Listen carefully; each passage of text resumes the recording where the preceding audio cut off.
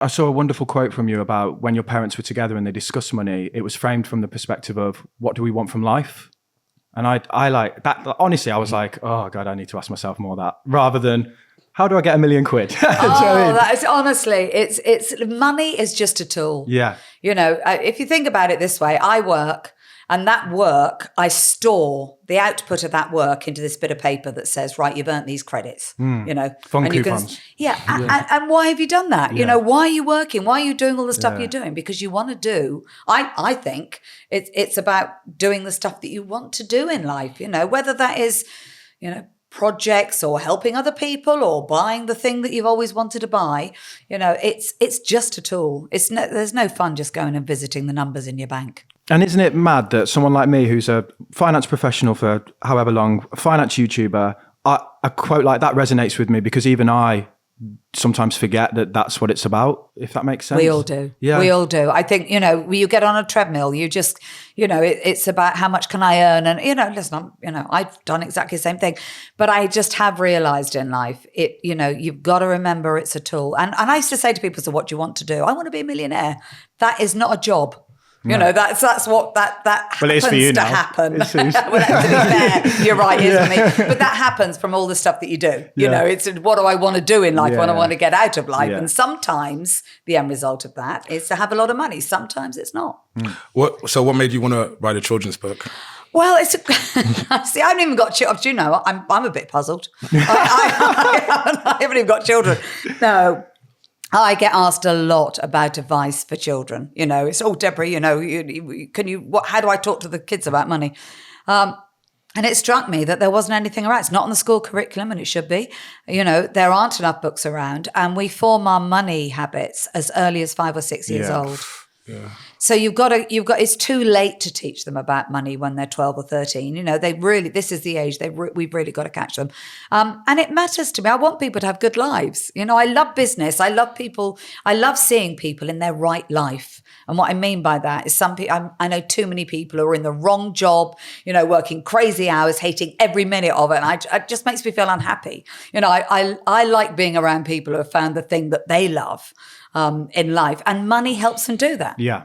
Why do you think we don't teach people about money then? Don't think we like talking about it, do we? No. We're a bit funny, aren't we? It's a British thing. It is a very British thing. But like you said, my parents never talked about money, and they had money and they still didn't talk about money. So it's like, it's hard to... But we learn those. It's this kind of culture. We learn those habits though. Children will talk about anything and talk to anyone. Yeah. You know, like prejudice is put into kids, isn't it? You know, so the money thing must be learned from somewhere. Well, but I guess nobody talks to us about money. So we kind of learn not to talk to anybody else about money. But, you know, I always think children are more worried about what they don't know and what you don't talk to them about than they are about the stuff you do talk to them about. So I think parents think, don't want to worry the kids about the money.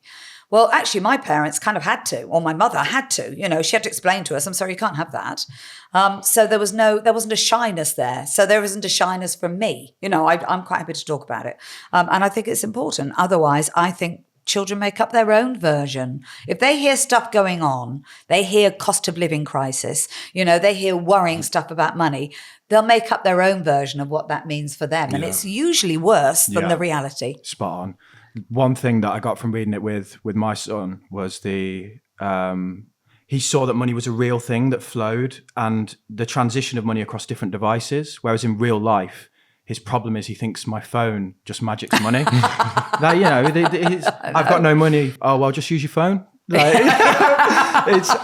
your book was really good at showing like, this is where it came from. You know, shekels and bits of gold, and that's rolled down now until this abstract credit and debt and investment, and it just connects that in the child's mind in a really nice way. But you make a really good point there. I think it's harder now because it's invisible. A lot of money is invisible, you know, and it doesn't mean it's one thing when you've got it in your hands and you realize that when you run out, you run out. But right now, once it's invisible, it's like, what is how big's the pot? We detach ourselves from it further and further. Yeah. And all the studies show that if you have physical cash, you spend less. People who are primed by money and see the actual money, they react very differently. Even just putting £1 on a menu. So if you take a menu and you remove the pounds, people spend 8% more because they don't associate the money with the, in a fancy restaurant, it'll just say 11. I've always wondered why they do that. Yeah, if you go to like Scott's in Mayfair, they always have just the like fish and chips, and it'll be like 25 or something. It's called but they money never priming. put the... Yeah, so it's like behavioral finance, and it basically means that as soon as someone sees a pound sign, they become stingier.